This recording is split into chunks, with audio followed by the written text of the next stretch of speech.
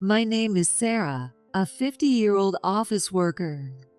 My only daughter, Emily, graduated from college and started working. I thought that from now on, my husband John and I could live peacefully together. We've always been a close couple, but as Emily grew up, I felt a bit of distance between John and me. John didn't really help with raising Emily, so I couldn't rely on him, and I think that this gradual disconnect was the cause of our strained relationship. That's why I wanted to repair our relationship and spend our later years together happily. However, after Emily started living on her own, John started coming home less and less. Then, 6 months later, John told me he wanted to divorce me. I was shocked by the suddenness, but the words he said were even more devastating. I have someone else I love. I was stunned by those words. Even though I felt the distance growing between us, I only had eyes for him. But when he said those words, my feelings cooled, and I no longer felt the need to stay married. So I agreed to the divorce without much fuss. Will you remarry after our divorce? Yes, I'll remarry. It's not that I dislike you or want to hurt you, but I want to live with the person I truly love. I see. Well, be happy. John looked a bit puzzled by my response. Aren't you upset? About what? Our divorce. You seem surprisingly okay with it. Well, I think I kind of knew. I sensed that your feelings had drifted away. Honestly, even when you said you don't dislike me, it didn't matter to me. The moment you mentioned divorce, I was completely over it. I see. I'm sorry for acting tough. I'll make sure to pay the alimony and leave you the house. Thanks. Actually, I have a 3-year-old child. What? I have a 3-year-old child with the person I'm going to marry. Are you serious? So, you have a child 20 years younger than Emily? Yeah, that's right. My new family is with them now, not here. With the house and alimony, you'll be fine, right? Yes, I'll have our divorce papers ready soon. Wait, you're going now? When else should I go? Honestly, I was ready for you to bring the papers already. I'm sorry. Let me go get them now, so please wait here. Also, please handle the transfer of the land and house titles and the alimony by the end of this week. If we can do the title transfer on Tuesday, that would be ideal for me since I have work commitments. Yeah, I understand, but everything is happening so fast. I'm the one who brought this up, and I can't keep up. That's because you approached me about the divorce with a half-hearted attitude, right? You've always been like that, testing me whenever we talk about something serious, like breaking up. But we're at an age where that kind of behavior just makes me lose interest. And hearing that you have a child just makes it worse. But you don't really want a divorce, do you? I told you, I don't mind. You really need to get it together. Just wait here. I'm going to get the divorce papers. You tend to change your mind quickly, and I don't want any last-minute changes. I hurried to get the divorce papers. And then, I had John sign them immediately. We're really getting divorced, right? John kept muttering to himself. I told John to leave the house within 5 days and kicked him out that day. Then, I contacted Emily to let her know about the divorce. After work, I headed to Emily's apartment to tell her, I'm getting a divorce from John. Really? That's probably for the best. You're surprisingly okay with it too. Didn't you resist at all? I just lost my feelings for him. And besides, he has a child. A 3-year-old. A child 20 years younger than me? Wow. I said the same thing. It's just ridiculous, isn't it? Ridiculous? It's creepy. But knowing Dad, make sure you get everything in writing. Why? Because Dad never keeps his promises, right? That's true. He's always been like that. He always says he forgot, but this isn't something he can forget about. John said he'd give me the house and alimony. Then make sure that's written down clearly.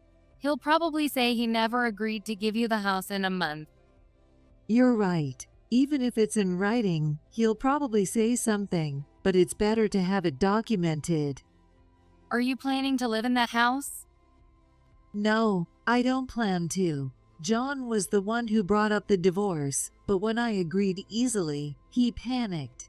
He'll probably want to come back eventually. That's likely. You can live at my place. Dad doesn't know where I live, so he won't be able to find you. Really? Then I might take you up on that. I don't know how much alimony you'll get from Dad, but it probably won't be much. Yeah, I can't expect much money from John. Exactly. So, for now, live in my apartment, and we'll figure things out after selling the house. Thanks for everything, even though it's my issue. I'm just like you, Mom. I'm more reliable than you think. Thank you. Thanks to Emily, I felt a bit more at ease. After finalizing the paperwork with John, I quickly sold the house. Living in Emily's apartment was too cramped for the two of us, so I used the money from selling the house and the alimony to sign a lease for a new condo. 2 weeks later, out of the blue, John contacted me and asked me to meet his girlfriend. Honestly, I didn't want to meet her and found it annoying. It doesn't matter to me who he's involved with now. However, he kept contacting me persistently, so I reluctantly agreed to meet with him. When I met them at the restaurant, I was shocked to see the woman sitting next to John. It was my younger sister, Mary, who is 15 years younger than me. Mary? Hi, Sarah. Long time no see. I've taken John for myself. Mary is my half-sister. She's the daughter of my dad and his second wife, whom he married after my mom passed away. There's a significant age gap between Mary and me, so I don't have many memories of talking with her. Honestly, I've always thought of her more as a distant cousin than a sister.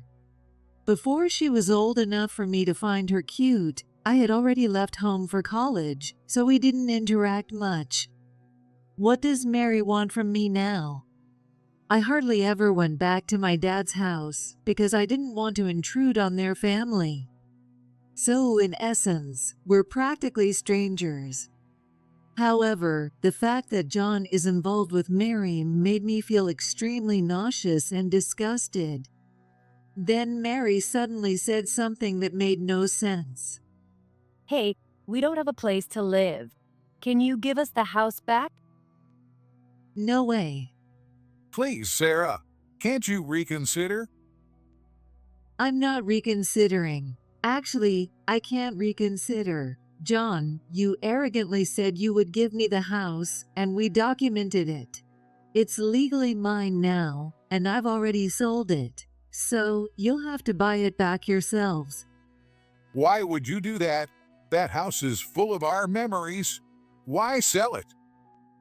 I don't need memories with you. We're divorced now, remember? Do you think I'd miss our memories together? If anything, I don't want them. Please don't say that. Then Mary suddenly remembered something and raised her voice. Oh, then give us the money from selling the house. Of course not. Our agreement states $15,000 in alimony. The house and land are in my name, and no asset division. So, no matter what I do with my property, there's no way any money will come to you. What? I can't believe this. I'm glad I had everything in writing.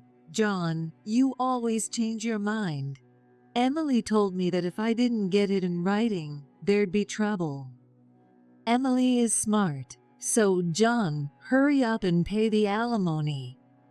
Once you pay the alimony, we won't have any connection at all. So just pay it now. Wait a moment.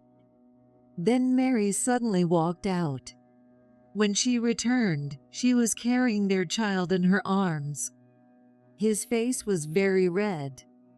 Wait a minute, you didn't leave him in the car, did you? Yeah, but it's been almost an hour, so I thought I should bring him in.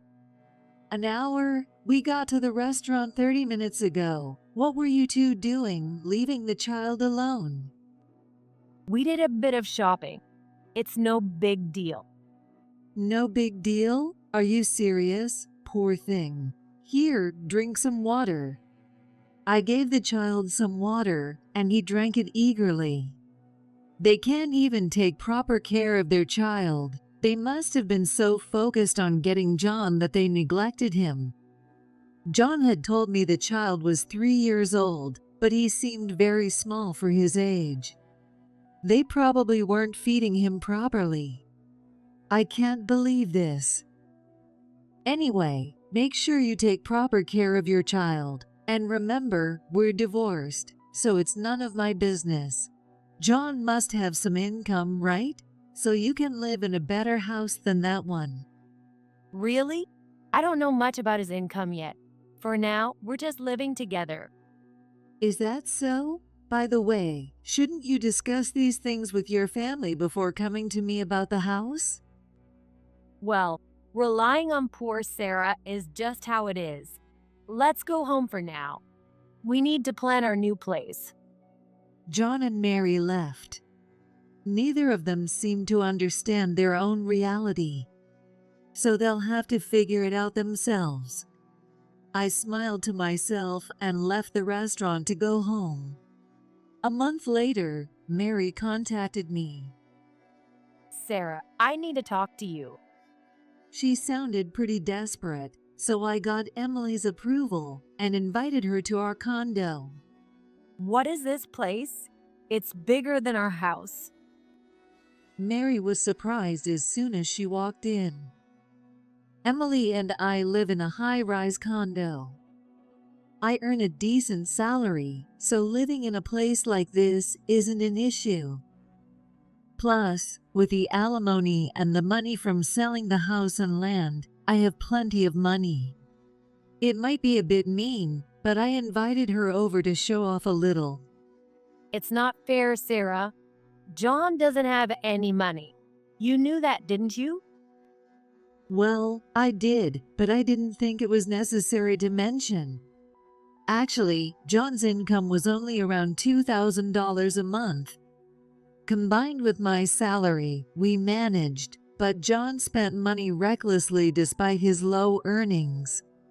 And he never kept track of his income, so he often spent more than double what he earned in a month. Not knowing this fact, John probably thought he had a good income because they had been managing to get by so far. That couldn't be further from the truth. And Mary, relying on John's income, ended up quitting her job. So, when she found out John's actual earnings, she was shocked at how little he made. It's common sense to understand your partner's income before quitting your job, and living with John should have made it obvious how he spent money. Mary probably thought that because John spent money freely, he must have been wealthy.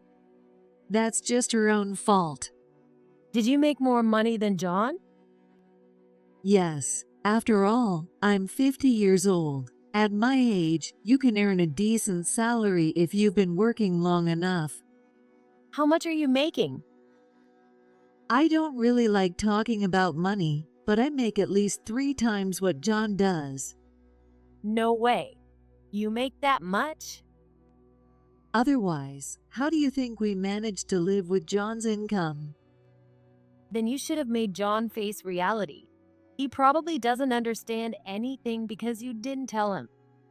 John has a lot of pride, but he's also very sensitive. It was just too much hassle to tell him. And since we're a family, it didn't matter whose money it was, so I didn't see the point in saying anything. That's ridiculous. I can't believe this. I'm going to leave John. Besides, the child isn't even his. What? Really? Yes, I don't want to have a baby with an old man like him. I see. Well, that doesn't really matter to me, but you need to tell John yourself. It's not my business, but if he finds out, you might end up paying a lot in alimony for deception. If you think he's an old man, why did you get involved with him in the first place? The real father of my child abandoned us, so I had to raise the child alone. That meant I couldn't go out and have fun. So I thought I'd find an old fool to take care of us. Then I realized that John's older than you, Sarah. Men are stupid and prefer younger women, right? So I seduced him, and he fell for it easily. It was laughable. I thought it would be easier to get involved with someone nearby, but in the end, he turned out to be worthless. Where did you meet him? John always stopped by the supermarket after his work, so I hit on him there. Well, more like I pretended to trip and fell into his arms. He got all flustered. It's hilarious. He got so nervous just because a young woman leaned on him. Then I pretended not to notice and asked, "Hey, aren't you Sarah's husband?" And we exchanged numbers easily. And even though we only slept together once, he really believed the baby was his. Men really know nothing, do they? It's so funny. I was already 5 months pregnant by then. John really doesn't understand anything. It's almost pitiful, but I don't care anymore. But it's surprising that you stayed married to such a loser for so long. You must have strange tastes. Well, you were dumb enough not to notice either. You've been with him for quite a while too, right? Yeah, but still. So, not noticing makes you even dumber. Marriage isn't something to be taken lightly. You can't just get married without knowing anything. Although, I can't really talk since I didn't realize you were having an affair with him. What the hell? This is so infuriating. Mary yelled, made a strange noise, and stormed out of the house. What was that all about? But really, John is just so clueless. It's exasperating. 2 weeks later, John showed up at my place. I hadn't told him where I lived, so how did he find out? As soon as he entered, the reason became clear. I followed you, so I figured out where you live. Do you realize that's stalking? That's literally a crime. Well, we were married, so it doesn't count. Whatever. What do you want? Mary dumped me. Really? I didn't know that. I pretended to be surprised. Then he started talking nonstop. She said the kid isn't mine, and when I got mad, she said my income was too low. You never said anything like that to me before, and I've always been able to buy whatever I wanted. So that can't be true. And yet, she blames me for her reckless spending. It's ridiculous, isn't it? Well, maybe. But I have you and Emily. Emily is definitely my child, and from now on, I'll be devoted to you too. What are you talking about? I even quit my job to focus on you guys. I'll be a stay-at-home dad, so you can count on me. Does John really think I don't know anything? Hey, I heard from Mary. What? I know everything from Mary. What do you mean by everything? You got fired, didn't you? I know Mary dumped you, but I also know you got fired. I can't believe you. But I couldn't help it. If I told you, there'd be no going back, right? Even if you didn't say anything, there's no going back. So why did you get fired? Since I already know, just tell me the reason. The company had an issue with me having an affair, but the real problem was that I used company funds for my dates with Mary.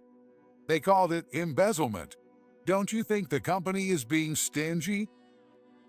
It's not stingy at all. It's completely reasonable. Considering you were already relying on my income, what were you thinking? Using company money as well? What are you saying? You've always had a low income, so without my earnings, you couldn't afford the things you wanted. No offense, but someone who only makes $2,000 a month at over 50 years old isn't much of a loss to the company, even if they don't fire you. $2,000? What are you talking about? That's your salary. What? I kept quiet because I didn't want to hurt your pride, but your annual income is less than a third of mine. That can't be true. You never said anything like that before. That's why I didn't say anything. Even if your salary was low, we were a married couple, and I thought as long as we could manage our living expenses together, it didn't matter. But honestly, But if that's the case, it doesn't matter if my salary is gone, right? I can be a stay-at-home husband and take care of you too. You won't have to do any housework. Isn't that great? It might be great for you. Getting fired and staying home as a house husband sounds perfect for you. But you're the only one who benefits from that. You're old enough to take responsibility for your actions. But did I really say I wanted a divorce? Didn't I just ask if we should? In the end, you were the one who said you wanted the divorce, right? I still love you. You know, you said something like, "My family is Mary and the baby." You only think about yourself. And if you want to say I asked for the divorce, that's fine by me. But there's no way I'm taking you back. Don't say that. Oh wait, maybe I did say I wanted a divorce. I take it back. Let's get back together. At your age, it's not like you have many options. You can't remarry, and you don't want to spend your old age alone, do you? Let me give it back to you. Who would want to be with someone who got fired and has no money? You don't even have a place to live. No company will rent to someone with no income. Then let me stay here. Why are you being so heartless? I get it. You're hurt and trying to be tough because I betrayed you. But you don't have to be tough anymore. I'm back now. Can you stop already? You've been talking nonsense. We have a contract from our divorce, and that's all that matters. There's no way I'm getting back with you now. Don't say that, please. You're really annoying. Then, how about falling in love with me again? What? If we can't undo the divorce, you might still find love for me again since you loved me all this time. So let's fall in love again and enjoy our married life together with a fresh start. Emily is an adult now, so we can enjoy our retirement together in a new way. You really are something else. I've completely lost any feelings for you, and after the divorce, I realized that what I felt for you was pity, not love. After being together for so long, I just felt sorry for you. You made less money than I did, and no matter how hard you tried, your salary never went up. I felt I couldn't abandon someone so pitiful, but when you betrayed me, that pity vanished, and now I'm free. Our new relationship is that of strangers, so get out of this house. Why? Why did it end up like this? John collapsed in tears. At that moment, Emily came out of her room. Why? Because you betrayed us. Getting involved with Mary, who's closer in age to me than to you, is really disgusting. Emily, you're here too. You want your dad around, right? Did you hear what I just said? I said you're disgusting. You and Sarah have similar personalities. You're probably just pretending to be tough, right? I don't know why you think that, but we really don't need you. All my life, I thought you were the worst. You never looked at my test scores, and you ignored my drawings and letters I made for you. Mom always kept them and would tell me that you were happy, even though you never saw them yourself. I always thought mom is enough. It doesn't matter if dad is there or not. Why would you say that? I worked hard for you. Now that I'm an adult, I understand. There are people who can make money and those who can't.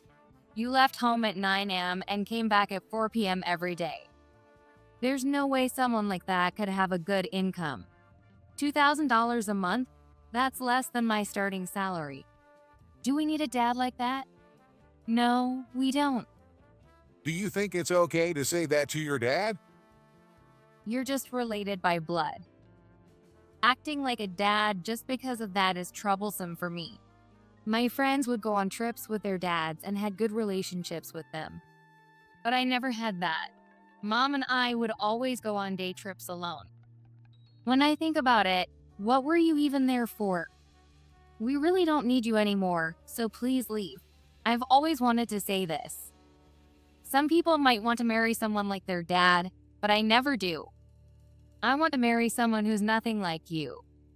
You were just a burden on mom and me. That felt good. Now, will you please leave? With a cold expression, Emily told John. He was so shocked that he hurried out of the house. Seeing his shoulders shake, he was probably crying. Up until now, Emily had given up on John and never said anything to him. However, this time she clearly told him he wasn't needed, and while it was probably a huge shock for him, it was even sadder that Emily had to say such things. I don't know where John went or what he's doing after leaving the house, but the other day, Emily mentioned that she saw him working at a local supermarket while she was shopping. After getting fired from his company and being at a certain age, no company would hire him for a position, so he had to settle for part-time jobs. His family home is in a distant rural area, but John, who grew up in an education-focused household, hated it there. Normally, one would return to their family home, but he likely couldn't bear the thought of going back and hearing their complaints. He's probably living day to day in a small apartment. If he hadn't betrayed his family, he could have continued working in his familiar environment, albeit with a low salary, and wouldn't have lost his family. This is truly a case of reaping what you sow. As for Mary, she was in the news recently. She was arrested for leaving her child in a car. The child was unharmed and taken into protective custody. However, my dad went to pick up the child, and now the child is living at my parents' house. My dad and my stepmom, his second wife, are furious with Mary and plan to cut ties with her. My dad told me that during a visit, they informed her that they would never see the child again. I had distanced myself from my stepmom, assuming we couldn't have a good relationship simply because she was a stepmom. However, when I realized she had always been considerate of me, I regretted distancing myself. I thought they would side with Mary, but instead, they kept apologizing to me. Knowing that I was loved by my dad, mom, and stepmom warmed my heart. Since then, I've continued living with Emily. However, Emily recently told me that she had someone she wanted me to meet, so I prepared myself for the inevitable. I knew she had a boyfriend, so I assumed it was an introduction for marriage. I had decided to give Emily the condo when she got married, so I told her about it. It's a bit early, but thank you. I'm already looking forward to Emily's wedding. The greatest joy for a parent is seeing their children get married. I want to be there to see her happiness up close and send her off with love.